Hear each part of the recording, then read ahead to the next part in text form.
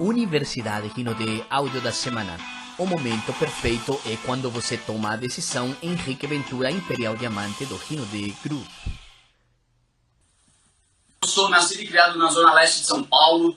Meu pai ele é funcionário público, ele é assistente social. Minha mãe ela tem um salãozinho em casa e eu tenho mais 2 irmãos. Então, minha mãe teve que ter esse salãozinho aí para poder complementar a renda, para poder ajudar meu pai. E eu, como todo jovem, como toda pessoa, como toda criança, tinha sonhos muito grandes. E o meu sonho, de fato, era ser jogador de futebol. Eu cheguei a jogar em alguns clubes daqui de São Paulo, do estado de São Paulo, que um deles foi o Santo André, onde eu tive a oportunidade de jogar com pessoas que se tornaram, de fato, profissionais e multimilionárias, inclusive, Eu sou da mesma categoria que o Neymar, que o Lucas Moura, então, para a galera que gosta de futebol, eu cheguei a enfrentar eles algumas vezes na categoria de base. E aí, com 17 anos, eu achei que eu já estava velho, eu estava sem clube na época, eu não sabia se, de fato, eu poderia ser jogador, comecei a duvidar um pouco disso. E com 18 anos, a gente tem a famosa Taça São Paulo, que é como se fosse uma vitrine. E eu falei, cara, eu vou perder essa vitrine, então para mim acabou. E aí foi naquele momento que eu aprendi uma coisa fundamental, acho que uma coisa importante que você precisa aprender para a sua vida, que é, ou você só tem 2 maneiras de você não conseguir chegar num resultado, só tem 2 maneiras de você não realizar aquilo que você quer. A primeira é não começando. Então não tem como você saber o resultado que você vai obter de algo que você não começa. Você erra todos os tiros que você não dá. Então não tem como você saber, eu vou acertar o alvo, será que vai ser? Você só vai saber buscando fazer. Você só vai saber fazendo. E eu fiz, Eu fui, de fato, treinei, joguei por 13 anos, só que eu aprendi que a segunda maneira, Eu percebi que a segunda maneira de você não realizar as coisas é você desistindo antes de chegar. Tem que você poderia ter sido? Poderia. Mas por que não foi? Porque eu desisti. Simples assim. Eu posso colocar a culpa no futebol, falar que é uma máfia, falar que você precisa ter quem indica, falar que é um jogo muito empresarial, que de fato é, mas isso aí seria uma historinha para eu me vitimizar e dizer que eu não fui jogador por causa disso. Então eu assumo toda a responsabilidade de não ter realizado esse meu grande sonho porque eu desisti e eu fui entender isso com o tempo. E aí com 17 anos eu não sabia o que fazer e minha mãe me empurrou, falou, filho, você tem que estudar. Eu fui criado com aquela mentalidade tradicional que eu acho que a maioria foi. Filho, vai para a escola, tira boas notas, consiga fazer uma faculdade, tire boas notas, entre num bom emprego, depois faça um MBA, faça uma pós-graduação, para um dia você conseguir chegar num cargo legal, para você poder ter uma aposentadoria, para, se Deus quiser, você poder usufruir daquilo que você tanto construiu, daquilo que você trabalhou. Um dia, talvez, você poder se aposentar. Então, eu fui ensinado assim. Com 17 anos, eu fui fazer... quando eu terminei o futebol, eu estava finalizando o ensino médio. E aí, minha mãe me empurrou para eu poder fazer uma escola técnica que tinha surgido aqui na Zona Leste de São Paulo, que é na região de São Mateus. E aí, eu fui fazer a prova. Minha mãe falou, vai fazer. Eu falei, mãe, mas eu nem estou estudando, eu não vou passar. E ela falou, mas você vai fazer em ponto final. Eu falei, beleza, eu vou fazer. E aí eu fui forçado, foi uma decisão forçada, mas foi uma decisão que mudou a minha vida, porque eu fiz a prova e passei. Então, eu quero que você na live entenda que existem pessoas hoje, seus mentores talvez, as pessoas que estão te orientando dentro desse negócio, que talvez, muito provavelmente, eles acreditam mais em você, no seu potencial, do que você mesmo. Você ficar chorando que, eu não tenho isso, eu não tenho aquilo, me falta isso, me falta aquilo. E ele fala, vai pra cima que vai rolar, que vai acontecer. Então minha mãe me ensinou isso, faz, que você nunca vai saber o resultado se você não fizer. Fiz essa escola técnica, me formei na escola técnica. Meu primeiro trabalho tradicional mesmo, sem registro em carteira, foi como garçom. Então cheguei a ser garçom, fui 1 ano garçom, na época que eu estudava de manhã e de tarde, para ganhar 50 conto, para poder pagar a pipoca do cinema e a casquinha de sorvete, porque eu comecei a namorar. Hoje eu sou casado, estou mais de 11 anos junto, e foi meu primeiro trabalho. Depois eu fui trabalhar para um amigo meu, e essa foi uma parte fundamental da minha vida foi quando eu tinha 19 anos, antes de conhecer o marketing de rede, antes de conhecer o empreendedorismo. Até então, eu via duas possibilidades de poder ganhar dinheiro. Ou eu vou ser empregado, ou eu posso ser um empresário. Só que eu não vim de uma família de empresários. Então não tinha referência nenhuma na minha família. Tipo, o tio tal, fulano de tal da família, o primo tal, foi lá, conseguiu fazer e fez. Para eu poder chegar e falar, mas como que você fez isso aí? Então, para mim, ou eu era empregado ou eu era empresário. E como eu não conhecia nenhum empresário assim muito próximo, eu falei, cara, eu acho que eu vou ter que ser empregado mesmo. E aí um amigo meu me chamou para trabalhar com ele, com lojas virtuais, isso em 2011, e eu fiquei 1 ano trabalhando com ele. Só que ele não tinha dinheiro, ele estava começando a empresa, não tinha dinheiro para pagar. Ele não tinha um salário, ele fala, cara, eu não posso te pagar salário, eu vou te pagar as comissões, aquilo que você vender. Como eu era muito jovem, morava ainda com os meus pais, estava fazendo já faculdade, mas eu tinha 100% de bolsa na faculdade. Não porque eu era inteligente, mas porque eu era filho do professor. Meu pai, para complementar a renda, além de funcionário público, ele começou a dar aula à noite. E aí eu tive 100% de bolsa na Universidade de Guarulhos, que é aqui próximo a São Paulo também. E eu falei, cara, quer saber de uma coisa? Vou arriscar. Era uma pessoa bastante tímida e ele me colocou na área comercial, para poder falar com pessoas, para poder conseguir clientes, para falar com empresários. E eu tive que me destravar. Na verdade, eu fui jogado na fogueira para poder aprender, me relacionar, falar com pessoas. E, em resumo, nesse 1 ano eu aprendi demais.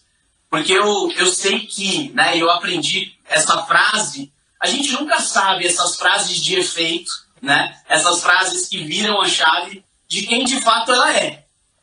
Eu atribuo essa frase a Nelson Mandela, porque foi por ele que eu vi, mas eu não sei se de fato essa frase é dele. Que na vida, ou você ganha ou você aprende. E aquele ano de 2011 foi um ano para eu aprender demais. Foi um ano que eu falei com muito empresário. Eu conheci empresário que estava começando. Eu conheci empresário que faturava milhões. Eu conheci empresas que estavam em 10 metros quadrados. Eu conheci empresas que tinham uma sede gigantesca, sala de reunião, de novela, de filme. E aí eu comecei a conhecer coisas que eu não conhecia. E virou uma chave na minha cabeça. Por que não ser um empreendedor? Por que eu vou ter que trabalhar 35, 40 anos para alguém para ter que viver de um INSS quebrado? E ter 1% de chance de poder ter independência. Então foi naquele ano que virou a chave. Eu falei, cara, eu preciso empreender. Eu tenho que empreender. Ah, mas como? Não tenho nem noção de como começar, do que fazer, não tenho dinheiro, porque naquele ano de comissão eu ganhei no ano inteiro R$600. Acho que está para nascer alguém que bateu esse meu recorde de em 12 meses ganhar R$600, ou seja, R$50 por mês. Né? Aí, Henrique, como é que você vivia? Vivia com os meus pais, tá? Então era praticamente o dinheiro que eu gastava para botar no bilhete único, pegar lá as minhas conduções, né? E aí, beleza. Depois disso, como virou essa chavinha de empreender, eu tentei montar uma loja virtual junto com meu irmão. Né? Meu irmão, ele já tinha um cargo um pouquinho melhor, e aí eu falei para ele, tô com uma ideia aqui de vender roupa pela internet, e o que você acha? Ele gostou da ideia e falou, vamos para cima. A gente decidiu importar algumas roupas, investiu R$8.000. Na verdade, meu irmão investiu, porque eu não tinha dinheiro. Então ele investiu R$8.000, a gente importou essas roupas, só que a gente não entendia nada de moda, a gente entendia pouco ainda de comércio eletrônico, de marketing, e a gente, até hoje, a loja tá lá. Se você entrar no Facebook, tá lá, aguardem. E tem roupa ainda até hoje de lá? A gente acabou doando, a gente acabou dando para as pessoas. E foi a primeira vez que a gente tentou empreender, né, sem experiência nenhuma. Mas, como eu disse, na vida você ganha, você aprende. E aí meu pai falou o seguinte, filho, vai trabalhar, tipo assim, de verdade, de garçom, trabalhar com amigo, não ganhar dinheiro, tentar, né? Vai trabalhar, deixa esse sonho aí para depois. E eu fui. Aí eu entrei no Banco Bradesco, que foi meu único registro em carteira, eu fiquei lá 1 ano e 10 meses, comecei a atender no telefone, no telemarketing do banco, em 8 meses eu fui promovido e segui ali 1 ano e 10 meses, até que em 2013 eu conheci o que seria o marketing de relacionamento, o que seria o marketing de rede. Isso na metade do ano, eu conheci uma pirâmide financeira. Acho que a galera aqui já ouviu falar. E eu conheci essa pirâmide. Então comecei pelo jeito errado. Mas certo ou errado depende do que vem depois, né? Eu ganhava R$1.900 no banco, mas como eu tinha aquele negócio de empreender, eu quero ter uma empresa, eu quero fazer alguma coisa, eu quero fazer um negócio, eu comecei a juntar R$1.000 por mês. E aí juntei, num período mais de um ano, juntei quase R$15.000, investi tudo naquele negócio, em um mês perdi tudo. Brincadeira. Mas na vida ou você ganha ou você aprende. Só aprendeu, né? Depende do que vem depois. E aí, nesse momento, eu poderia ter ficado puto, né? Porque a pirâmide financeira nada mais é do que um negócio financeiro que tenta se mascarar no nosso modelo de negócio, que é o marketing de rede, que é um negócio legítimo, um negócio do século XXI, mas a gente sabe que o ser humano é criativo. Então, o ser humano ele é tão criativo que, para coisa ruim, ele cria muita coisa também, né? E aí eu tive contato com algumas pessoas lá naquele negócio e 3, 4 meses depois, esses caras foram para uma empresa de marketing de rede, convidaram meu irmão também, e ali é onde começa a nossa história dentro do marketing de relacionamento. Eu estudei administração, sou formado e graduado em administração de empresas também. E aí você aprende, né? Na administração você aprende mais ou menos a gerir uma empresa, a como uma empresa funciona.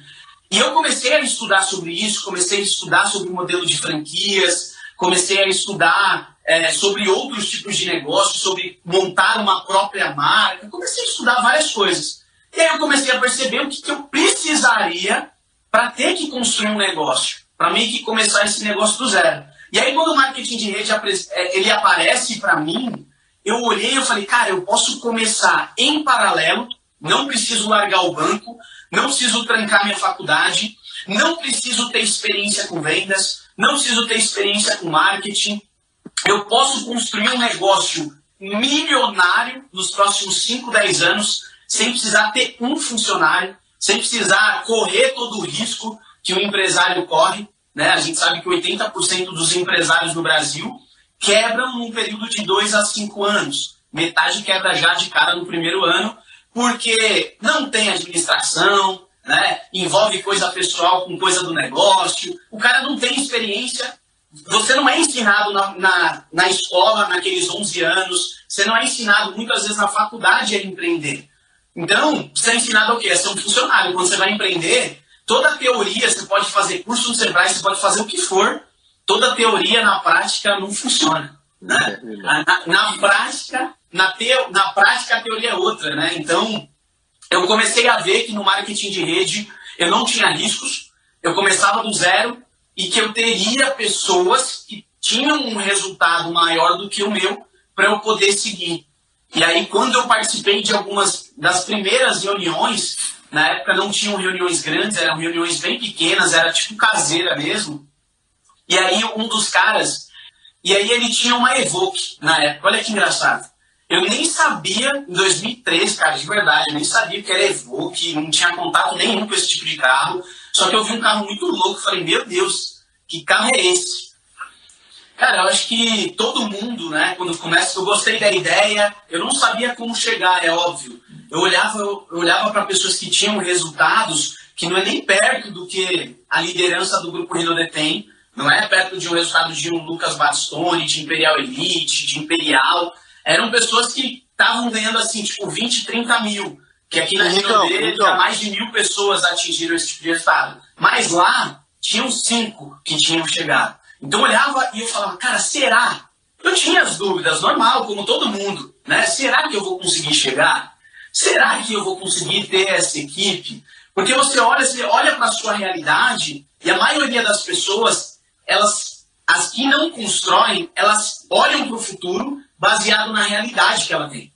E a pior cagada que ela pode fazer é olhar para a realidade. Porque a realidade, normalmente, é escassez, é falta de dinheiro, é momento de dificuldade. Então, se você for se basear naquilo que você ganha, naquilo que você tem, para o seu futuro, para projetar o seu futuro, cara, você vai travar. Então, eu comecei, de fato, voltar a ser criança.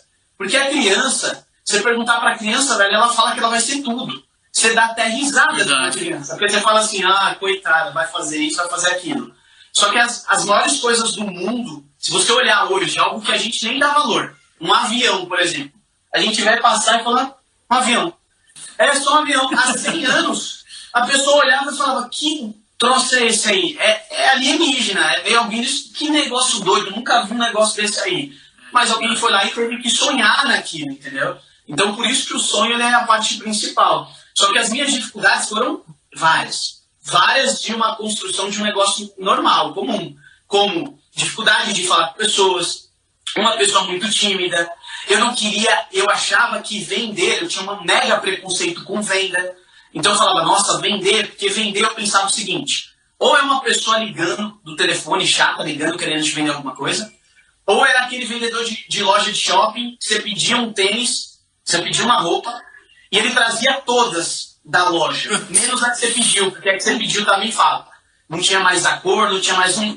E ele queria te empurrar algumas outras coisas. Então eu tinha um mega preconceito com isso. Eu tinha várias crenças limitantes. Eu tinha sonhos altos, mas eu tinha várias crenças limitantes. E aí eu comecei a entender que se eu não rompesse, ou se eu não ressignificasse essas crenças que eu tinha, eu não ia construir.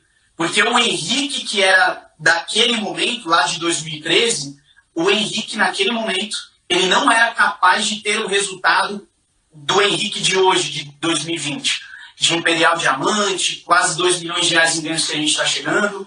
Então, eu entendi que fazia parte de um processo.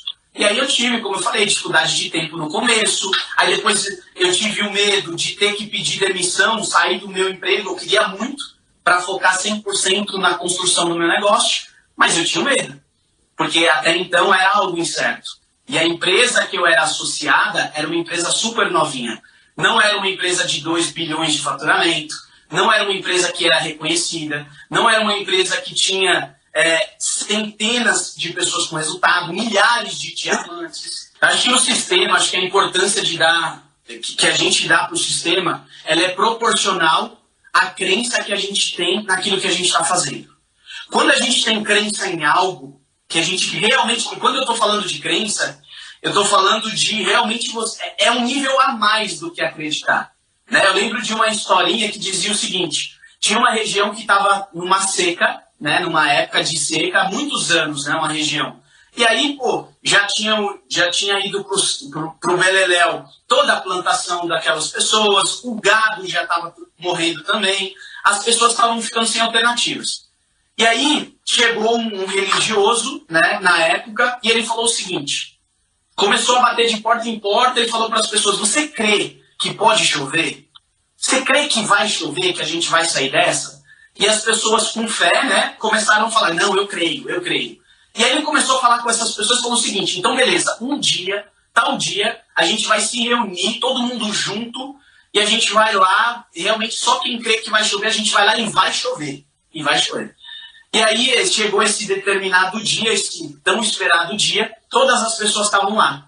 Aí esse religioso tomou a palavra e ele começou a falar com as pessoas e fez uma pergunta. Ele falou, quem aqui crê que vai chover?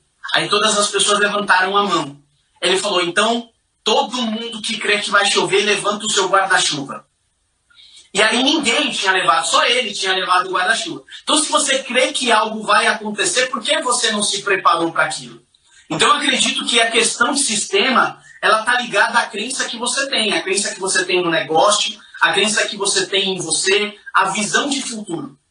A crença de merecimento, que realmente você merece viver uma vida extraordinária. Porque se você tem crença, se você acredita fielmente naquilo, você dá prioridade para isso. Então, desde o momento que eu pisei no marketing de relacionamento, eu comecei a entender. E eu entendi que o Henrique, naquele momento, não estava preparado para ter. Então, eu teria que me preparar. Eu teria que me desenvolver. Então, desde o começo, eu nunca negociei. Eu estava em tudo, eu queria saber de tudo, eu era realmente uma pessoa curiosa. Eu falo para as pessoas o seguinte, velho, se você pudesse resumir, Henrique, em uma palavra, o porquê, como você chegou no resultado que você tem hoje. Cara, eu diria curiosidade. Mas em que sentido, Henrique? Eu voltei a ser curioso assim como uma criança. Eu estava com fome. Sabe quando você está com fome mesmo? Você está com fome e você começa a procurar as coisas. Eu estava com fome de fazer acontecer, de aprender. E aí eu comecei a buscar esses tipos de informação. Então imagina uma criança, para as pessoas entenderem um exemplo. Imagina isso aqui, ó, uma caneta. Uma criança, você pegar uma criança de 1 ano, ela não sabe que isso é uma caneta, correto? Então, ela não sabe. O que ela vê? Ela vê um objeto e a criança, ela é curiosa, ela quer saber tudo. Ela quer saber tudo, ela quer pegar tudo. Na curiosidade, ela pega. Então, nesse movimento de pegar, eu costumo chamar que é o seguinte, é o movimento de você escutar os áudios, ler os livros, participar das lives, dos eventos, das mentorias, de tudo que tem informação. Tenha curiosidade, de fato, de conhecer aquilo que você está fazendo, para você desenvolver as habilidades necessárias para você poder chegar. E tenha também um outro nível de curiosidade que a criança tem, que é de experimentar. A criança, quando ela pega um objeto, ela já leva para a boca, porque para ela é a maneira dela experimentar. Então ela tem curiosidade de pegar e curiosidade de levar a boca para experimentar aquilo. O que é isso aqui que eu estou pegando? Então, você precisa ter curiosidade para aprender, para buscar as informações, para se conectar no sistema educativo, mas também ter a segunda curiosidade, que é de experimentar. Se o Marcelo, se o Rodrigo falou aqui para mim que eu tenho que fazer uma lista, que eu tenho que contactar, que eu tenho que fazer as reuniões, as atividades geradoras de renda, eu vou colocar em prática. Ele não falou isso aqui para mim, eu vou lá e vou experimentar eu mesmo. Se ele está falando que funciona, ele tem mais resultado, eu vou fazer. Lembra que eu falei no começo? Confie nas pessoas certas. Então eu comecei a fazer isso aqui. Então para mim, desde o começo, como a empresa que eu trabalhei primeiro, antes da Rinode, não tinha sistema de treinamento, a gente tinha que procurar. Então eu procurava vídeos de líderes de multinível na internet. Hoje, você, líder que está assistindo, que faz parte da Rinode, não precisa disso.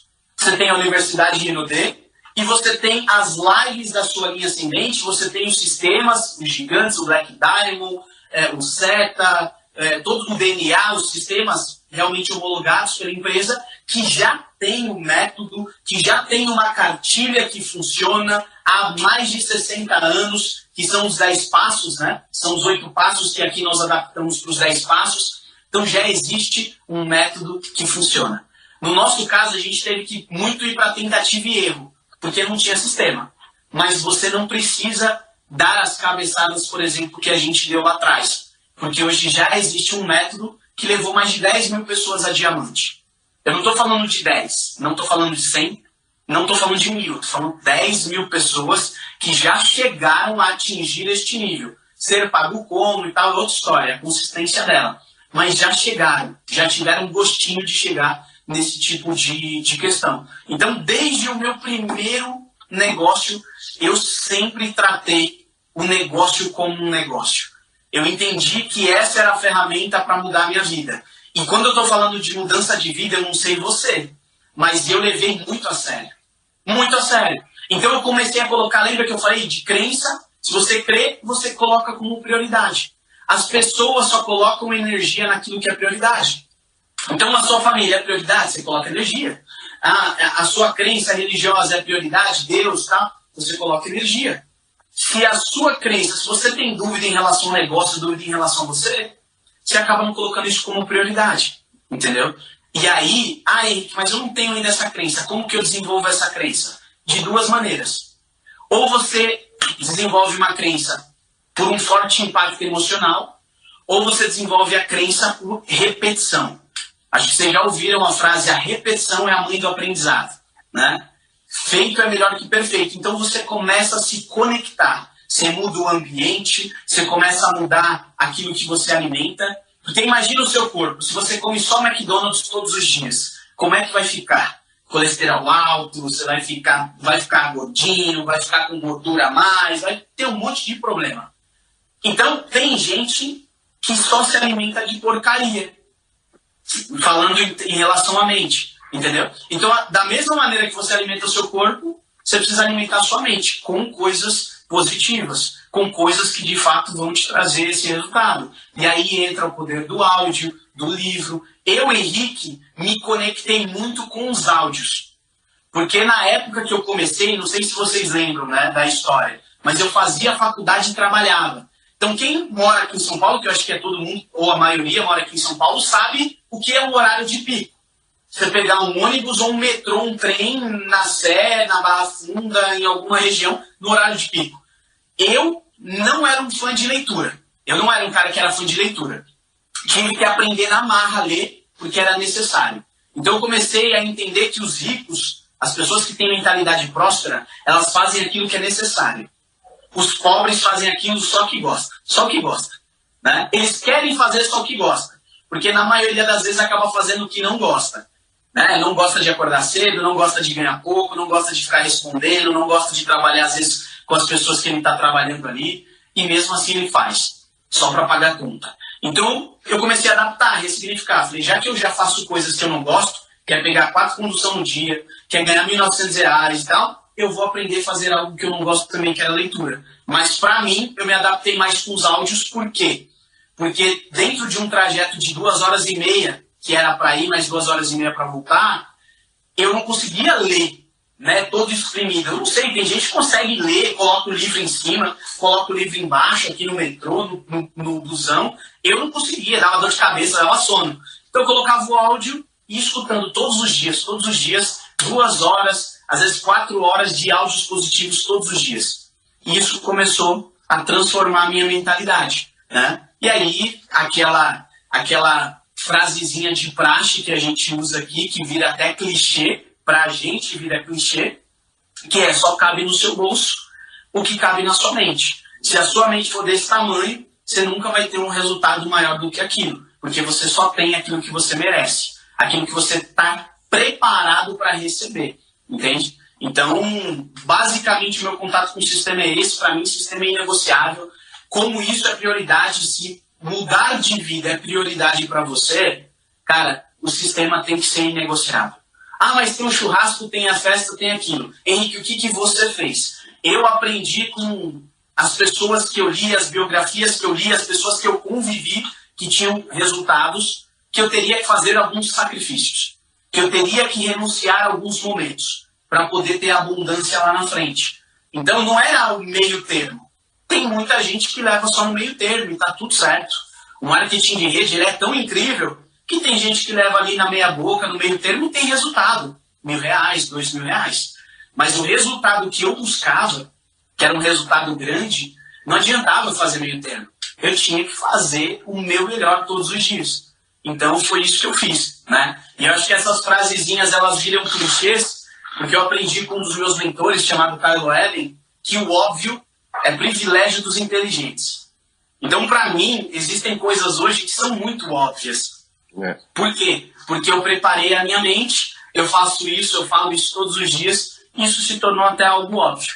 Mas é dentro desse óbvio aqui que a gente transforma, né, essa informação, esse conhecimento em algo óbvio, que tem a grande transformação. Nessa nossa mudança, nessa nossa transição, a gente começou a olhar o mercado. Falou, cara, a ferramenta é surreal, é incrível. A gente só ainda não encontrou a empresa certa. E aí, como a gente tinha um preconceito de Rinode, a gente começou a olhar um monte de empresa que na época estava surgindo. Só que era mais do mesmo, era tudo promessa. E aí a gente foi, não, mas isso é igual às últimas duas, vai ter os mesmos problemas, vai ter isso, vai ter aquilo. Aí tinham as empresas americanas, empresas consolidadas, mas que a gente não via como um grande negócio para crescer.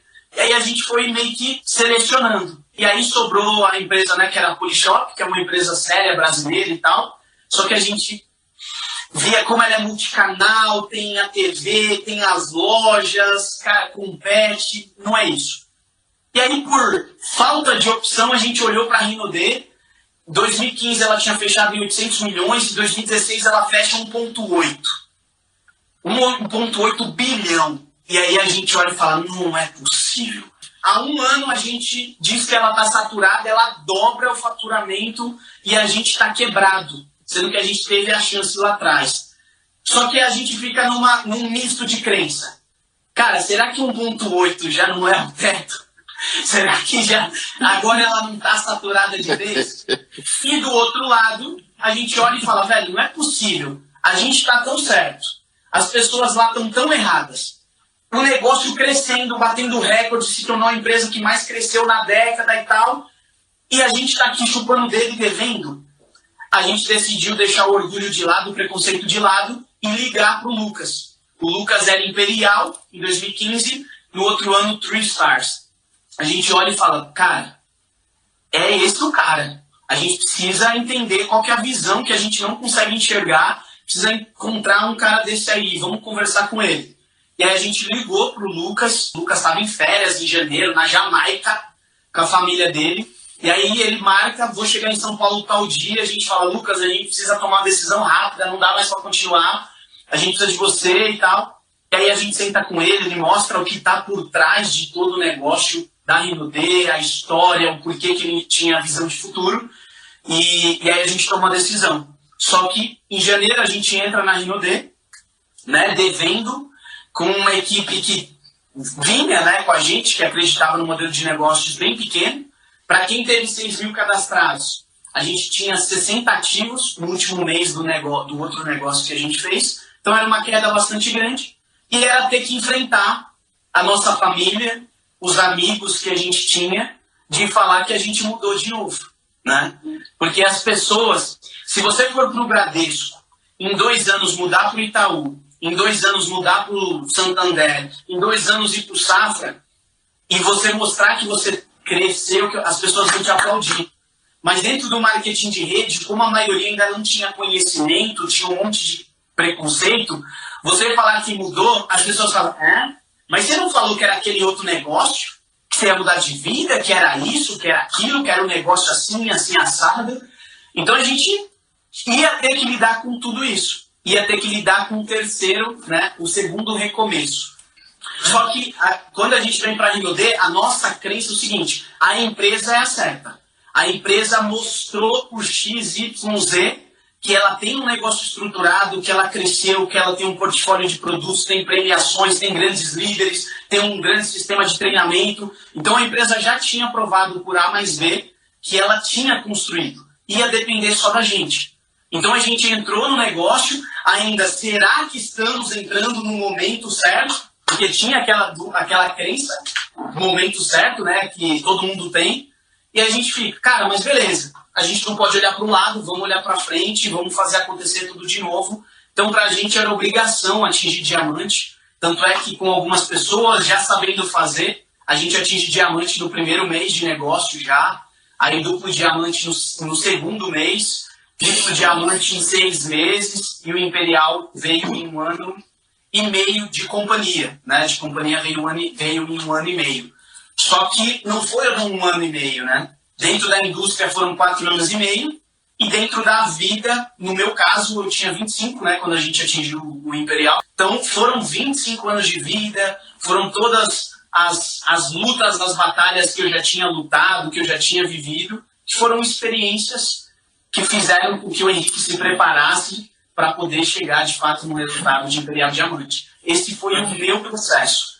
A gente começa 2020 com aquela crença de que realmente vai ser o melhor ano, né, da nossa história. Até porque eu sempre começo todos os meses, todas as semanas, declarando para mim que aquela semana vai ser a melhor. Que aquele mês vai ser o melhor. Que aquele ano vai ser o melhor. Porque se você crê, é o primeiro passo. Acho que a crença é o primeiro passo para alguma coisa acontecer. Se você não crê, aquilo tem 0 chances de acontecer. Se você crê, pode não acontecer, ou pode não acontecer no tempo que você imagina. Mas uma hora vai chegar, certo? Só que não crer já é praticamente você fadar, né? Você tirar as possibilidades de que alguma coisa boa possa, de fato, acontecer, porque toda crença é verdadeira, né? Na verdade, toda crença é uma verdade, mas nem toda verdade é verdadeira. Então a gente começou desse jeito, né? A minha crença, por exemplo, se a gente pegar essa caneta aqui, de novo a caneta, e soltar aqui no Brasil, se eu soltar a caneta, ela cai, certo? Se eu for para o Japão e soltar, ela cai. Se eu for para os Estados Unidos e soltar, ela cai. Então é uma crença que, baseada na física, nos conceitos que existem hoje, ela é uma verdade universal. Ela é uma lei universal, certo? Soltei, ela cai. Só que eu falo assim, ó, São Paulo é perigoso. Ou São Paulo é a melhor cidade para se morar. Se eu creio nisso, é uma verdade que eu Tem, mas ela não é uma verdade absoluta. Porque tem gente que não acredita que São Paulo é a melhor cidade para se morar, por exemplo. E aí acho que entra a importância de, eu não sei qual o tempo que os consultores têm aqui, mas de entender qual que é o seu papel dentro daquilo que você faz, certo? E se tornar muito bom naquilo que te gera resultado. Então, por exemplo, dentro do marketing de rede existe uma estrutura, né, que é a famosa cruz do multinível, onde a gente tem a empresa, a gente tem o sistema educativo, a gente tem a linha ascendente, que são os seus líderes acima, e a gente tem o você, que é eu dentro desse processo. Qual que é o papel da empresa? A empresa fica com toda a parte empresarial, com a parte burocrática, com a parte logística, fabricação, matéria-prima, funcionário, pagamento de bônus, escritório virtual, tudo. Então a parte tecnológica em si, o grosso, o mais pesado do negócio, está com a empresa. Então, meu papel é se preocupar com isso como líder? Não meu papel, não é minha função. Então tenho que gastar zero energia com isso aqui. Minha visão, minha opinião sobre isso aqui não muda nada, então não tenho que gastar. Qual que é o papel do sistema de treinamento? É informar, é treinar, é trabalhar até a parte inspiracional, a motivacional, né? Que é criar os gatilhos ou o ambiente necessário para a tomada de decisão e treinar as pessoas, desenvolver as pessoas. Esse é o papel do sistema, certo? Papel da linha ascendente. Papel da linha ascendente é segurança, é confiança, são as pessoas da visão, é a pessoa que transmite o know-how, o conhecimento aplicado. Então existe uma informação, essa pessoa já gerou resultado, ela é como se fosse o pai, porque você está seguro. Então a linha ascendente, eu sou linha ascendente, eu entendo o meu papel como linha ascendente, mas eu também entendo o meu papel como Henrique, o consultor, dentro da estrutura. Qual que é o meu papel aqui? Que é consumir os produtos, que é compartilhar os produtos e compartilhar a oportunidade, que é promover os produtos, o sistema e o negócio. Você acabou de ouvir O Momento Perfeito é quando você toma a decisão. Henrique Ventura, Imperial Diamante do Rinode Group.